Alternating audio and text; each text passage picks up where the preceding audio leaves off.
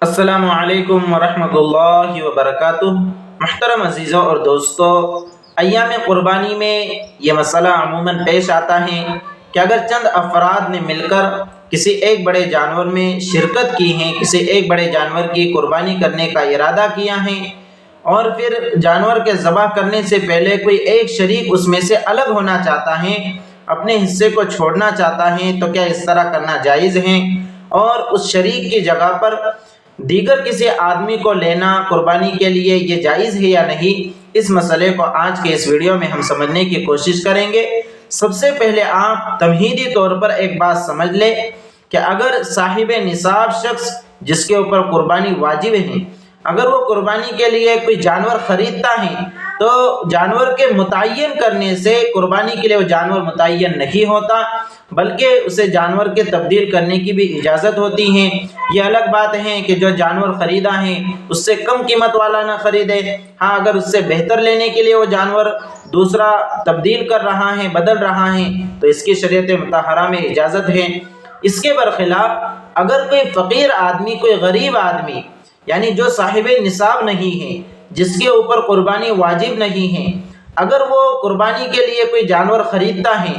یا کسی جانور میں حصہ لیتا ہے تو وہ حصہ یا وہ جانور قربانی کے لیے متعین ہو جاتا ہے، اب وہ اس جانور کو تبدیل نہیں کر سکتا۔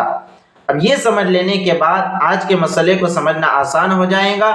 کہ اگر شرکا میں سے، یعنی اس جانور میں جتنے بھی لوگ شریک ہیں، ان میں سے جو آدمی اپنے حصے کو چھوڑنا چاہتا ہے، قربانی سے الگ ہونا چاہتا ہے، اگر وہ آدمی صاحب نصاب ہے، اس کے اوپر قربانی واجب ہے،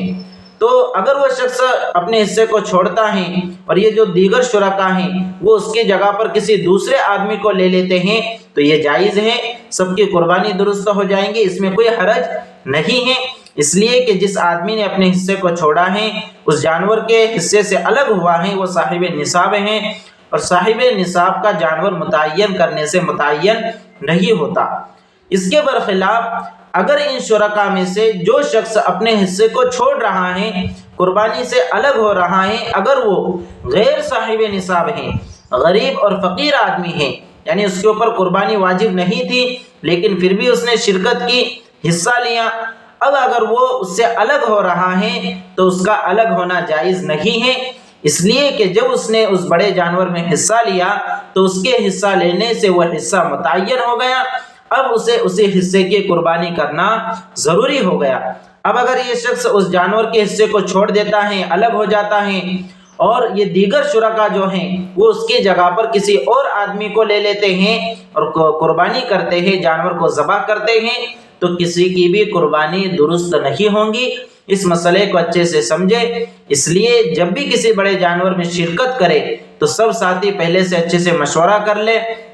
کہ کس کے اوپر قربانی واجب ہے، واجب نہیں ہے، اور جن پر واجب نہیں ہے ان سے پہلے ہی کہہ دے کہ بھئی ایک مرتبہ آپ نے جب جانور میں حصہ لے لیا تو آپ الگ نہیں ہو سکتے، اس لیے کہ آپ الگ ہو جائیں گے تو ہم آپ کی جگہ پر کسی اور کو نہیں لے سکتے، اور اگر کسی اور کو لیں گے تو ہماری بھی قربانی درست نہیں ہوں گی۔ اس مسئلے کو اچھے سے سمجھ لے۔ اکثر حضرات اس مسئلے سے ناواقف ہیں، اس مسئلے کو خوب شیئر کریں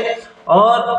سمجھ کر عمل کرنے کی کوشش کریں۔ اللہ رب العزت سے دعا ہے کہ اللہ رب العزت ہم سب کو شریعت مطہرہ پر اعتدال کے ساتھ عمل کی توفیق مرحمت فرمائے۔